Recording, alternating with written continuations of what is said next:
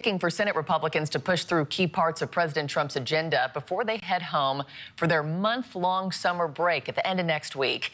The president pulling out all the stops to sway lawmakers, including sending Chief of Staff Susie Wiles to Capitol Hill to try finding some sort of breakthrough there. But it remains to be seen if those meetings had any desired effect. For more, let me bring in Democratic strategist Kevin Walling and Republican strategist and pollster Alex Tarascio. Guys, good morning to both of you. Thanks for being with me. Morning, Mark.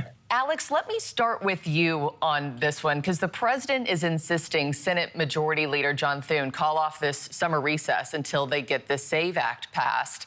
Thune is openly questioning the productivity of even staying in Washington. You say it's not going to happen. Why? It's not going to happen. And that's unfortunate because in our survey research, 56% of the American public support it. This even has pretty strong margins, even among Democratic leaning groups. Black Americans are just about evenly divided on this. So Americans view voter ID requiring that you demonstrate citizenship when you register to vote as a pretty basic thing. And so there's partisans on the Democratic side, hardcore, strong Democrats who oppose it. But that's not what this is about. This is John Thune not able to assemble the votes to be able to pass this. Republicans are upset about it. I am hearing this a lot in focus groups that I'm conducting. John Thune's name's coming up unprompted, which is kind of unusual. And it's because people see that he's unable to pass Trump's agenda. And Trump has made him the centerpiece of that gridlock and inability to keep this promise on something that's very important to him in the Save America Act. And so I think it's unfortunate. I don't see Trump stopping anytime soon, but Thune's in a pretty difficult position. Yeah, the math just doesn't seem to be there. The president is also demanding that the Senate kill the filibuster, which is something that Missouri Republican Senator Josh Hawley says is a good idea. Take a quick listen to this. And let's be honest, the Senate is not working. I've been here now for just over a term, and I can tell you, time and time again, I have seen the Senate be shut down by a total abuse of the filibuster. This is not how the filibuster used to work. The way it's worked in the last 20 years is not how it worked for the first 200 years of the Senate's life. We need some major reforms.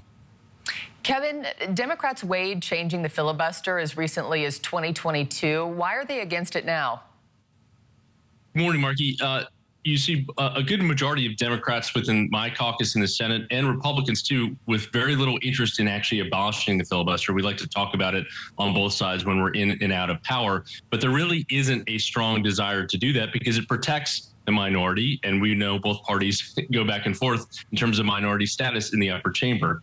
So this is just a lot of politicking. I'm with Alex on this. There is no path forward for the Save America Act. Actually, I think John Thune is actually protecting a number of his moderate members that have expressed concerns about this, whether it be Lisa Murkowski in Alaska, even Steve Daines in Montana, a true conservative that has real problems with the mail-in provisions in the SAVE Act. So the numbers aren't there, not just in terms of a Senate majority, but a good number of Republicans are against this. Tom Tillis has also expressed concerns about changing the rules now 95 days out from the midterm elections. So there is no path forward. And the president, certainly to Alex's point, is putting a lot of attention on John Thune, most recently in that rally, as we saw in Atlanta or in Georgia, calling him out by name. And I don't think that's good politics for the majority leader or the Republican Party. Yeah, and it seems like, the filibuster argument comes up every few years, but neither party is willing to change the rules. Alex, why is the filibuster such a hot button issue, and does it need to be reformed?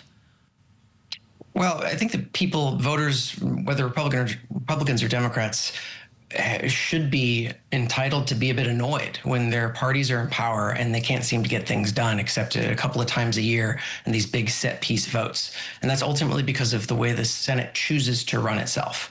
And so the Republican Party right now in the Senate is essentially not one party. It's like one party with a plurality and then a minority party attached to it. Tom Tillis is essentially not a Republican. He hasn't been one for a while.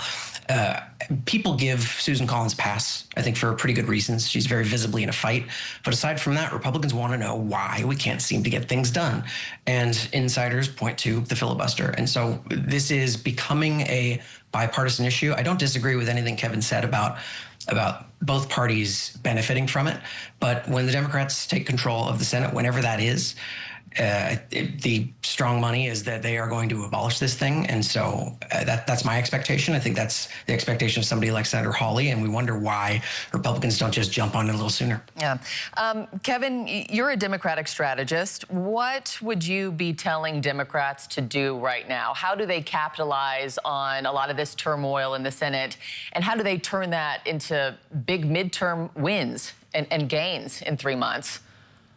Yeah, Marky, it's a great question. Obviously, you grab the popcorn and watch some of the dysfunction on the right. We see it on the left, too. There's a ton of infighting in my side, too. I think anytime we're talking about the SAVE Act or, infighting within the Republican caucus is a moment where we're now talking about affordability. And we know that's the #1 issue right now for Americans. You saw, Ken Martin and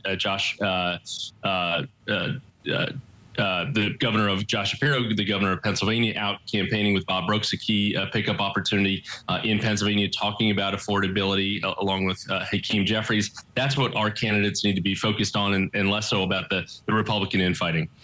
It's not just to switch gears here, too. It's not just the SAVE Act, even, that President Trump is struggling to push through the Senate. His attorney general nominee, Todd Blanche, appears to be dead in the water, at least for now. But the president has this plan to keep him in place anyway. He just wrote on True Social that he might pull Blanche's nomination until January, when he hopes to have the votes to push Blanche's nomination through. Alex, is that a good strategy, or is the president playing with fire there? I mean, the president has employed this tactic before in his first term, where he had people in acting roles for a really long time. Is it wise to hold a nomination until another term when the Senate is certainly in play? Probably not, but I think that that's a reflection of him being unable to get this nominee through. And that's to my point earlier, that there's just a large number of members of the U.S. Senate that are not interested in accommodating President Trump's agenda. I think they are interested in passing good legislation, but Cornyn and some others have some real concerns with Blanche. They have some real concerns with some of the measures and agreements the Department of Justice has been negotiating, that Blanche has been leading. That's all pretty inside baseball in terms of what the voters are thinking about. I don't think that this is close to the top of mind. If it becomes an issue on the campaign trail, I don't think that is a good thing for the Republicans. Right. We'll see where this confirmation process heads next. But I got to end it there for now. Alex Taurasio, Kevin Walling, thank you for your time on a Friday morning, and I'll check back in with y'all in just a bit. Appreciate it, guys. Thanks, Marky. Well, water plants across the country